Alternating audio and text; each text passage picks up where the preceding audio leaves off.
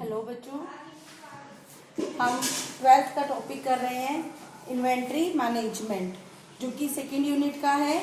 Last video में हमने inventory management के मीनिंग और उसके बेनिफिट्स पढ़े, यानी कि उसका अर्थ और उसके फायदे। आज हम करेंगे इन्वेंट्री मैनेजमेंट के उद्देश्य, यानी कि सूची प्रबंधन के उद्देश्य। क्या उद्देश्य होते हैं, क्यों हमें इन्वेंट्री मैनेजमेंट किया जाता है। सबसे पहला उद्देश्य है लागतें कम करना। तो हम स्टॉक प्रबंधन किस लिए करते हैं, जिससे कि हम अपनी लागतों को कम कर सकें। हमें स्टॉक को मैनेज करने में, स्टॉक का प्रबंधन करने में बहुत अधिक लागतें ना आए। नेक्स्ट है सेल तथा स्टॉक का संतुलन बनाना। हमें सेल तथा स्टॉक का संतुलन बनाना होता है।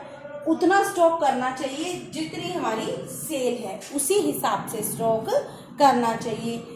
अगर सेल से कम स्टॉक होगा तो हम सेल पूरी नहीं कर पाएंगे, ग्राहकों की जरूरतों को पूरा नहीं कर पाएंगे। और अगर स्टॉक बहुत अधिक मात्रा में होगा तो लागतें बढ़ जाएंगी। इसलिए हमें सेल और स्टॉक दोनों का संतुलन करना होता है।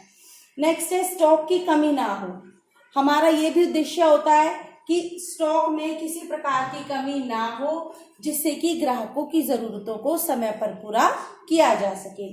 नेक्स्ट है पिछले साल का स्टॉक आगे बढ़ाना।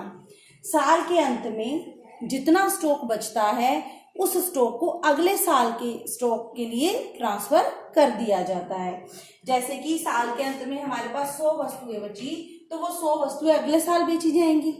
तो हमें ये कोशिश करनी चाहिए कि पिछले साल का कम से कम स्टॉक आगे बढ़ाया जाए, कि हमारी जितनी सेल है और स्टॉक है उसमें संतुलन बनाएं, कि कम से कम स्टॉक बचे और कम से कम स्टॉक हम आगे बढ़ाएं। नेक्स्ट है ग्राहक की जरूरतों को पूरा करना। स्टॉक मैनेजमेंट का उद्देश्य होता है ग्राहक की जरूरतों को समय पर पूरा किया जा सके। नेक्स्ट है काम में रुकावट ना हो। हमारे पास इतना स्टॉक अवश्य होना चाहिए जिससे कि काम में किसी भी प्रकार की कोई रुकावट ना आए। नेक्स्ट है देखरेख की लागत कम करना।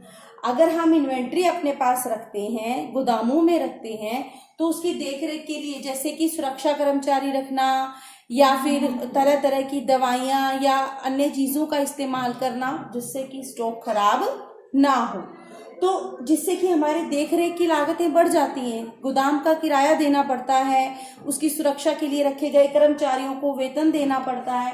तो हमें स्टॉक इस प्रकार रखना चाहिए, इतनी मात्रा में रखना चाहिए जिससे कि देखरेख की लागतें कम से कम आए, अधिक लागतें ना आए। तो ये थे सूची प्रबंधन के उद्देश्य। Thank you.